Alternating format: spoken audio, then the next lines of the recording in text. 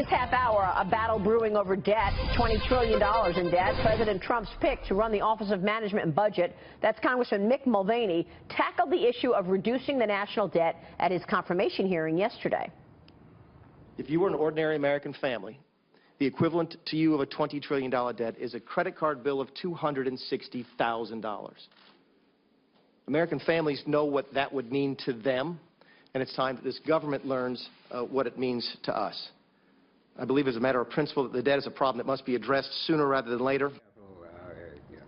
But Congressman Mulvaney's support to cut funding from entitlements like Social Security and Medicare benefits is certainly at odds with President Trump's own promises during the campaign. Joining us right now is former President Reagan budget director and author of Trumped. That is David Stockman. David, good to see you. Thanks so much for joining us. Great to be here. So we heard yesterday right from Congressman Mulvaney the plan to address the national debt he said could threaten the viability of economic growth. Of course, this is going against President Trump and what he promised. There could be a difference of opinion here. Where do you think this goes? I said the same thing 36 years ago, except then we only had $930 billion of debt, not $20 trillion. It was 30% of GDP, not 106% as today. We are a society, baby boomers, that are now 35 years older. So we are heading into an absolute fiscal bloodbath. As the CBO put out yesterday, there's $10 trillion of more debt built in the next decade, even before one dime of tax cuts from Trump or infrastructure spending or increasing defense like he wants to. And so what I suggest is that we have an even more absurd fiscal proposition from Donald Trump today than we did back in 1981 when we tried to cut taxes, increase defense substantially, and balance the budget. They are going to be in a crisis within weeks. The debt ceiling was suspended arbitrarily until March 15th. When it comes back into effect, there will be $20 trillion of debt.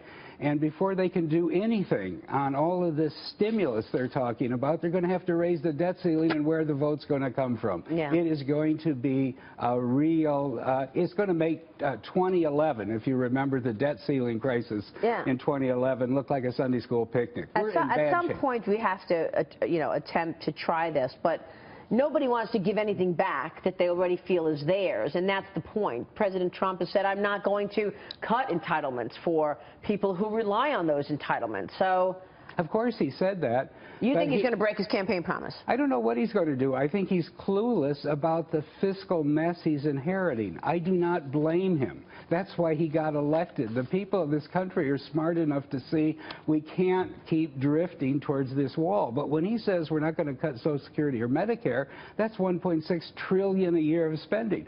When he says we're going to add to veterans, that's $185 billion. When he says that we need much more defense to get strong again, which isn't true, we have more defense than we need, that's already $650 billion. What I'm telling you is he's going to increase everything, cut none of the entitlements, and argue that he's going to reduce taxes and add $1 trillion of infrastructure as well. This doesn't add up. This is worse than what the Reagan administration proposed in 1981, which even then was called a riverboat gamble by Howard Baker. By the way, Mulvaney said he's going to advise Trump to increase the budget cap on defense spending to be paid for by corresponding cuts to non-defense spending. So he's looking at capping defense spending as one way to lessen the load of lower taxes. But let me get your thoughts on infrastructure. He's not going to cap it. He's going to uncap it, which will make defense go up. Now, what is it in the domestic budget he's going to cut? Highway spending, mass transit, all that's $100 billion. He wants to increase it. The veterans, as I said, are $200 billion.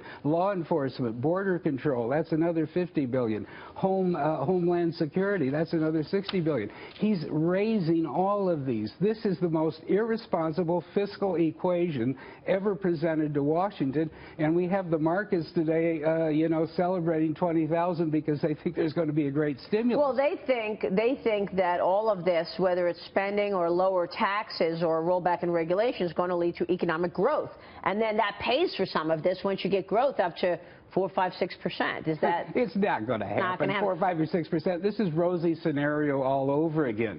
The CBO said 10 trillion in the next decade if we never have another recession. Now think about that. The last one was 2009 through 2027. They say no recession. That's 220 months without a recession. It's never happened in human history. Never happened.